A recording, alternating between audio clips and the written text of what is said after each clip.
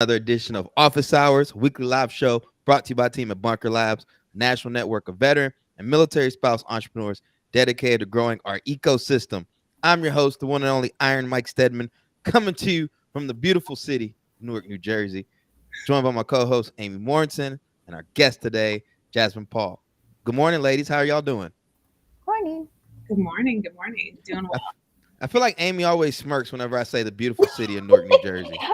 Because you say it every time, which It's like an nothing. island, it's Yeah. very tropical out here. We got beautiful beaches. Not, but I love Newark, so I got to rep Newark hard everywhere I Yeah. go. But it's always a pleasure to jump on and talk to different people from the bunker. So, Jasmine, you and I have seen each other multiple times. I feel like the ambassador fly-ins, jumped on some cohort calls, cross path, but this is the first time that we actually got to chop it up on a platform. So I'm excited to do that. But Absolutely. before we do, I'm going to pass it over to my co-host Amy to share any updates that are taking place in the bunker. Thanks, Mike. We have lots. So this week, we've got some updates. So the USAA pitch competition extended their deadline to the 14th, I believe, which is Friday. So you still got time to get your application in for that pitch competition. And then we also extended the deadlines for CEO Circle. So applications close Friday for that as well. So that's the CEO Circle presented by JP Morgan Chase Commercial Banking. So if you want to get in on that application, you can check out our website for more information and apply. And then also we have Breaking Barriers in Entrepreneurship Workshop. Applications are open. That is an 8-week digital program, online program, and that starts August 1st. So you can apply to join the Asian, Black, Hispanic, and female cohort if you are an early stage entrepreneur. And then we also just announced on the blog our new cohort or upcoming cohort for veterans and residents 23B.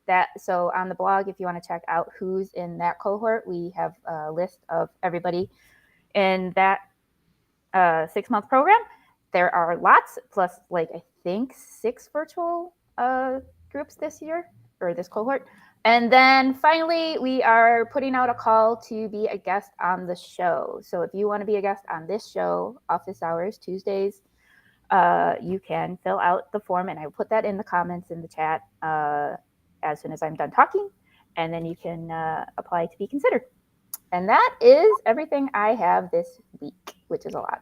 One thing I want to do too, Amy, is I want us to start plugging. We put together this PDF on how to acquire your first 10 customers, I believe. Yep. It's a great, Jasmine, you and I both know in the bunker, you got a lot of people, right? They go up, they show up to events, they've been running their business sometimes for years and still haven't closed a lot of customers, right? So, no ego here. We try to keep it real, but this is a resource I want to make sure we start spreading out amongst the community. So be sure to check that out. We'll drop it in the chat. Yeah, And I'll special, get the link for that. I don't know the link off the top of my head, but I'll get it. But also I want to give a shout out to Keith, man. Keith has been cranking out blogs. We've written a lot of written content. So you guys are supported out there. So make sure y'all are checking out the Bunker Life blog. So without further ado, Jasmine, welcome to Office Hours. Please take a moment to introduce yourself to our viewers today. Yes, thank you so much for having me. I'm excited to be here, Mike. So hello, everyone. My name is Jasmine Paul. I'm the founder of the Wealth Playground, where we teach kids about money ages 5 to 18, so parents don't have to. So I have been a personal finance advocate for the last 10 years, and that was due to my own money story, my own personal finance journey of housing insecurity while I was in college, even though I had a ROTC scholarship, and being able to be on this journey of debt freedom. 2 years after college, paid off my student loans, bought my first property, and have been really dabbling into real estate investing and then teaching other people about personal finances. So super excited to be here with you today. So you just also transitioned off of active duty. I think you said 2 months ago. 2 months ago. I'm fresh. Yeah, you're fresh. I try to tell people it takes 3 years to really transition, but it's hard enough to transition, getting used to life outside the military and the reality of being an entrepreneur and getting repeatedly punched in the face. So how are you dealing with that? Every day I look at it as an opportunity. I try to stay positive. That was something that I did on active duty. I always had a positive mindset, always like made sure that whatever is happening around me is not necessarily happening to me, it's happening for me. And so, and my faith has been like number one. So I have to always consider that. But it's a journey. It's a journey. So personal finance, Yeah. why is it so key for entrepreneurs? Sorry, I got some coffee on me. And then I'm gonna share a story about how it helped me. Yes, it's well, one, it's necessary for everyone. So even if you're not a entrepreneur, it's necessary, right? This is money is how the world works. It's how we pay our bills. It's how we can fund different ventures. And so when it comes to entrepreneurship, I find that a lot of times people are really interested in like, okay, how do I build business credit? How do I get this loan? How do I, get this building? But they haven't really considered, do I have an emergency fund? Do I have protection for the money that I'm making right now? Do I have good systems in place? Am I paying myself first? Do I have debt? And if I do have debt, am I paying that off? And so I think it's critical. It impacts your credit score. It impacts how much money you that you're given from a bank or from a lender. And so it's critical. And I think personal finances, when your personal finances are messed up, I feel like it does cause a lot more stress and a lot more anxiety. And so if you're really trying to de-stress and kind of let go some of the worries, I would say making sure your personal finances are in order is key. 100%. And I'll tell you, I grew up living paycheck to paycheck. Literally, me and my mom would be waiting at the ATM at midnight, right? So she could pull some money out and we could go get food. So that's the environment I had grown up in. But thankfully, you get up to the Naval Academy, you start meeting different people. And I just remember right before I deployed to Afghanistan, I hit up a friend of mine and said, hey, what do I need to set up, for my business? I didn't have a business at this point, but where do I need to send my money? He set me up with a Vanguard, told me to call Vanguard, open up I think it was like the S&P 500 account or whatever, put some money in there, right? And the reason I share that story is when I left my full-time job in 2018 to become an entrepreneur, I liquidated those accounts. Mm-hmm. And had I not set those things up, I would have been out of luck. Yeah. So my startup journey, was really because of the decisions I made, as a young second lieutenant, first lieutenant, that allowed me to do what I do today. Absolutely. I have a similar story as well. I experienced, as I mentioned before, housing insecurity, was living in my car and on friends' couches my senior year of college. And so once I found, a place to live and I graduated, commissioned in the Air Force, I was like, I can't live like this. Like this, Right. Even though I had a stipend, I was working 3 jobs, still partying Thursday through Saturday, but I did not have the money I needed for my daily living. And so I poured myself into different books about money, and I was like, okay, I can do this. And so it was definitely talking with other people. I saw my peers, a few higher up captains and majors who had purchased real estate, and I was like, oh, like they can do that. Okay, I can do it too. It was really getting outside of my comfort zone. I felt like my immediate circle, everyone was kind of doing the same thing. We were paying, the minimum payments for our student loans and different things like that. But I saw my peers, they were doing something completely different. They were house hacking. They were buying different duplexes, multiplexes in the communities that we lived in at my first duty station. And so I was like, I want to do that. And so I ended up doing that.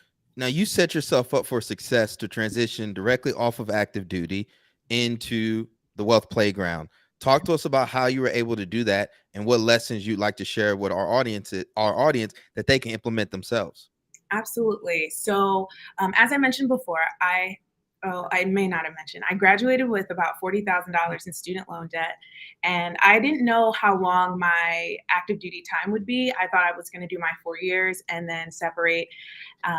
But I wanted to make sure that once I got off active duty, I had no debt to my name. And so I wanted, whether it's credit card or student loans, I wanted to make sure that that was taken care of. So I paid that off about 2 years after graduation.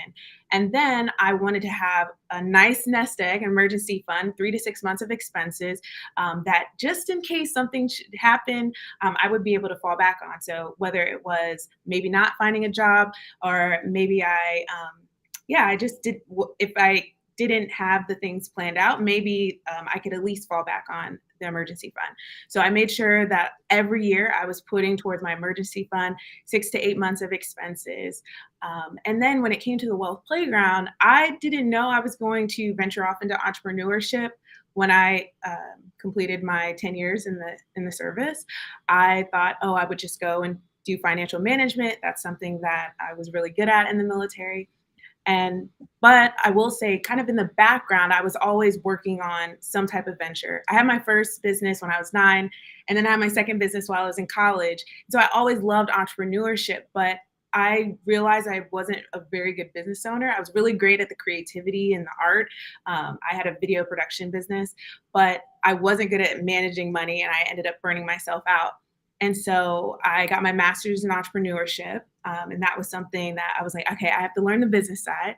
And then as I was kind of thinking about transitioning, I was like, okay, how do I make sure that I establish relationships ahead of time? How do I kind of lay the groundwork for the business? And then to ensure that once I do end up leaving, I will have enough money to sustain my lifestyle, but also sustain the business.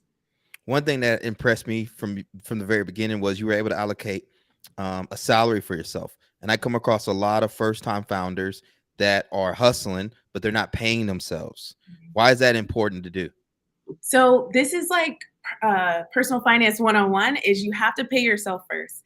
And so I learned that from my own personal finances. Every time I got paid, whether it was from a salary or from some type of dividend income, whatever it was, I always made sure to pay myself first. And I also paid my tithes as well. So I have some giving. But that was super, super important for me. When I was on active duty, I made sure to live around 60 to 70% of my expenses. That went to my living. And so about 30%, 30 to 40% would go towards savings, investings, and then giving. And so I set the business up similar way. The profit first model is what Mike McAllowitz, he preaches this model. He has this system where there's different allocations to your taxes, to your profit, as well as your owner compensation, and then the operating expenses. For me, it was all about making sure that I leaned the business out so I didn't have so many expenses. So it's not like pretty. There are some things that are not it's not sexy when it comes to the business, but I do make sure that I kind of lean out my operating expenses so that way I'm not putting so much into the business that I'm not seeing a profit or that I'm not able to pay myself. This is my theory, and I could be wrong. I think we think these businesses are like a well-oiled machine, but I think when you get behind the scenes, it's all Google Sheets and Google Docs, etc. Right? It ain't sexy. It's just a bunch of data, and we've all got our own little way of making the sausage. And just the longer I stay alive as an entrepreneur, the more and more I realize that I think this is just the way it is. I think a lot of us feel like we're white knuckling it. We don't have it figured out. But then once you really start to connect with other entrepreneurs, you figure out they don't got it figured out either. And so, that's why I try to just keep it real on this platform. So when you say like, oh, it's not pretty or it's not sexy, like, I just think that's what it is to be an entrepreneur. Yeah, absolutely. And I've talked to people who have like multi-million-dollar businesses. And when I hear about kind of like the back end, I'm like, oh, really? Like, oh, I thought you spent all this money in marketing. And they're like, oh no, this is like a solo show, or they're like really navigating like automation. And I'm like, oh, this is not, I think sometimes we have to kind of peel back behind the curtain and see what's going on behind the curtain. And I think we'll see that many entrepreneurs are bootstrapping one, but also they are every day they're learning and they're growing and maybe they're implementing something new or reiterating or whatever. But I definitely think that in this world of entrepreneurship, it's not as pretty as what people might claim it to be. Now, I work with a lot of different coaching clients, and a lot of them tend to be very socially driven. And I've heard wanting to teach financial literacy multiple times. They want to start a business, a nonprofit, etc. And what's fascinating to me about your journey is you've been able to monetize out the gate to the point where you've been able to hire a team, bring on additional contractors. How are you able to do that? So definitely having, I feel like I've been blessed for sure. I've implemented crowdfunding. So last year had a crowdfunding campaign to kind of do pre-orders for my book series. I've also been able to, again, have very, very low operating expenses to kind of put out products. So my products are my children's book series, as well as financial literacy workshops, as well as curriculum development that I will implement to schools, after school programs, et cetera. And so it's definitely been, I try not to spend more than what I have. I definitely try not to spend above my means. If there's something that I really need within the business, I'll try to make sure that either I'll up sales or I will figure out another way, whether it's a grant or whether there's some type of funding available to fund whatever the venture that is. But for me, it has been just kind of slow and steady. And I know sometimes that doesn't work necessarily in business, but for me, it's been slow and steady, making sure I don't put too much on my plate and that I'm able to kind of fund the different requirements that I need for the business. Slow is smooth, smooth is fast. And this is what I try to tell people. The number one rule of entrepreneurship is stay alive. You know, so sometimes you got to operate lean to make it work. Yeah. Now, if there's any questions you all have for Jasmine, feel free to go ahead and drop it in the chat. I see my man Rashawn Connor says crowdfunding. I leverage crowdfunding to publish my first book, Black Veteran Entrepreneur here. I might use it again for my second book, which I'm excited about. But that's great. A lot of us are running lean operations. I do think there's a lot of opportunity now with a lot of the tools and stuff on the internet. And it's just another reason, you know, for more and more people to take advantage of them. Absolutely. I totally agree. There are so many resources. I know in Bunker we share the different resources that are available. But you know, coaching, like I remember Mike, you mentioned about coaching. There's SCORE. There's the Women's Business Center in different cities. There's the SBA. Like there's so many tools and people that are willing to help you in your community.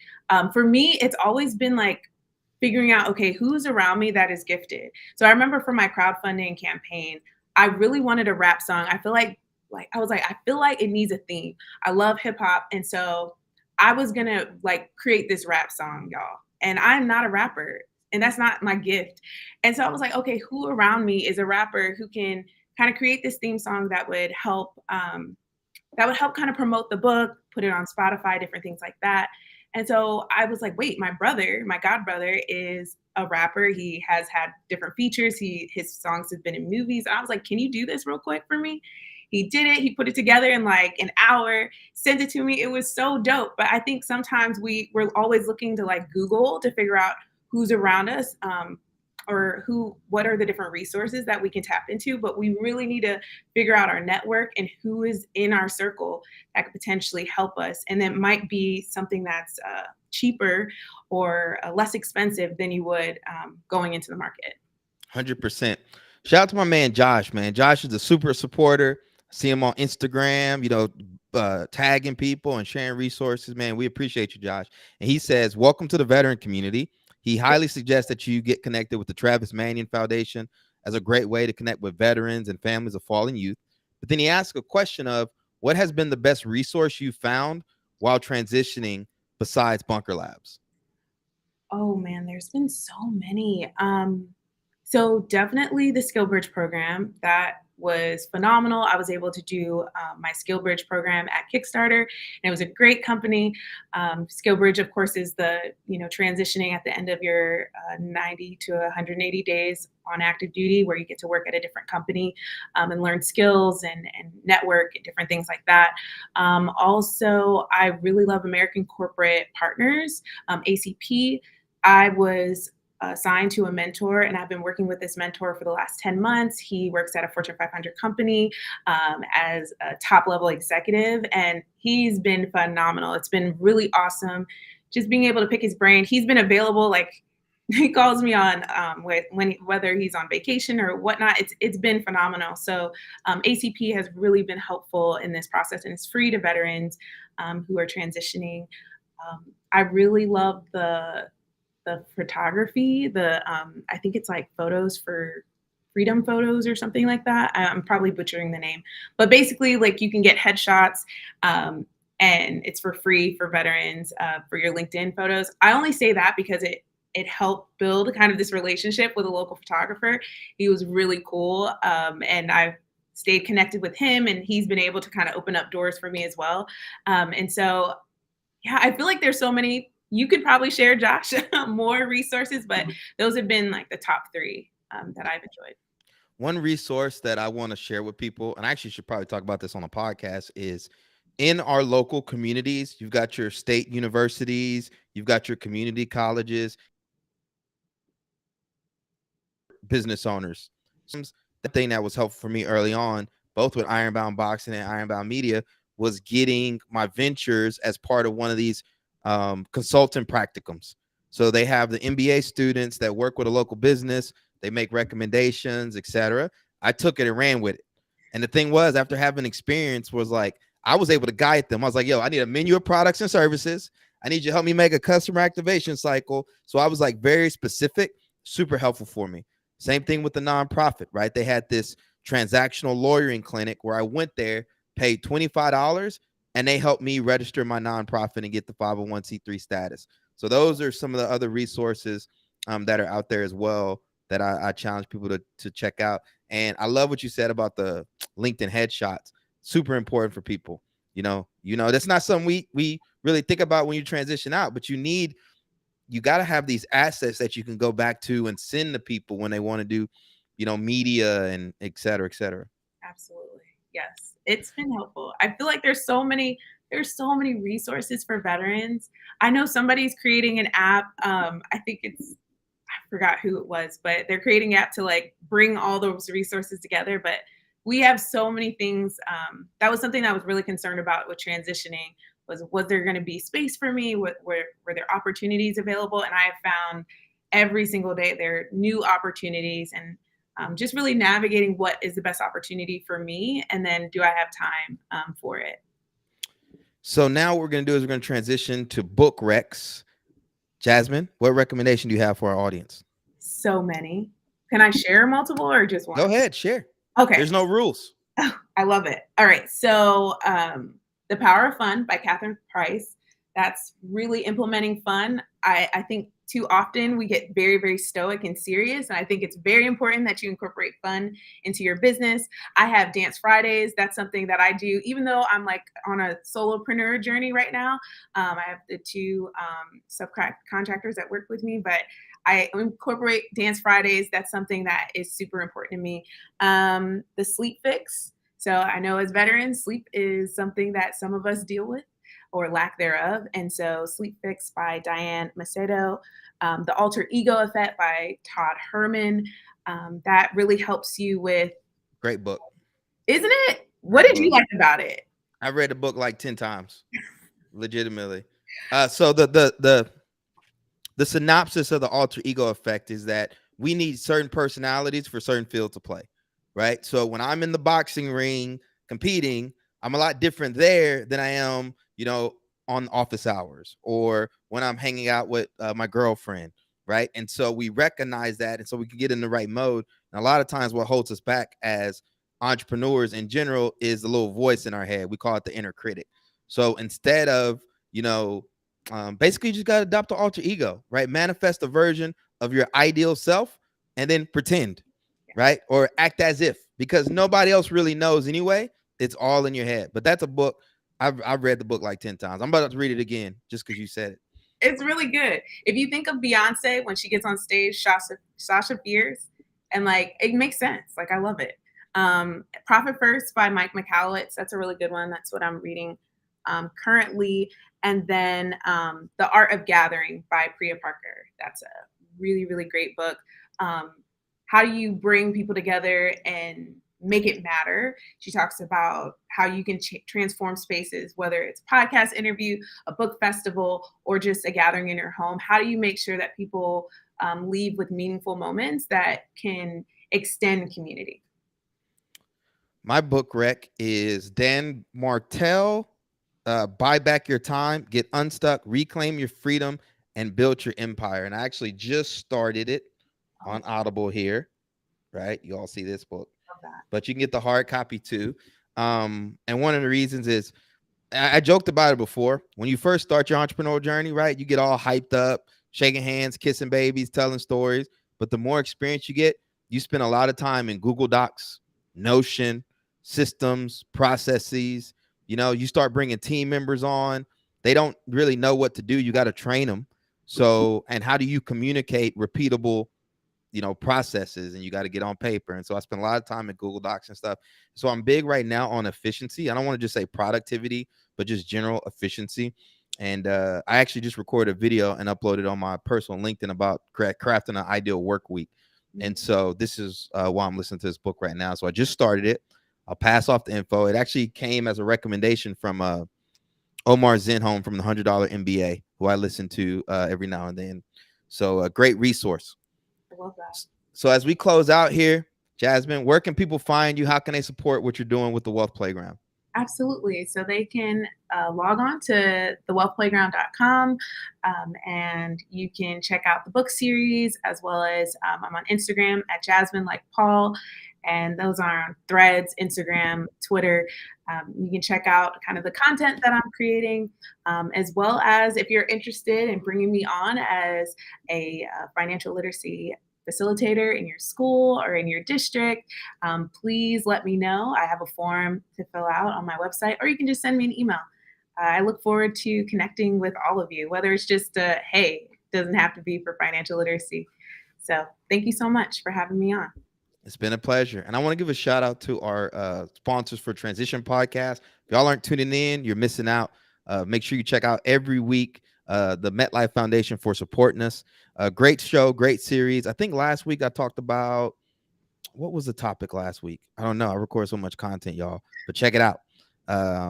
But yeah, thank you all for tuning in. We're here to support. So feel free to reach out to us, and just make sure you're also checking out our updates at bunkerlabs.org. Until next time, peace, love. Have a great rest of your week.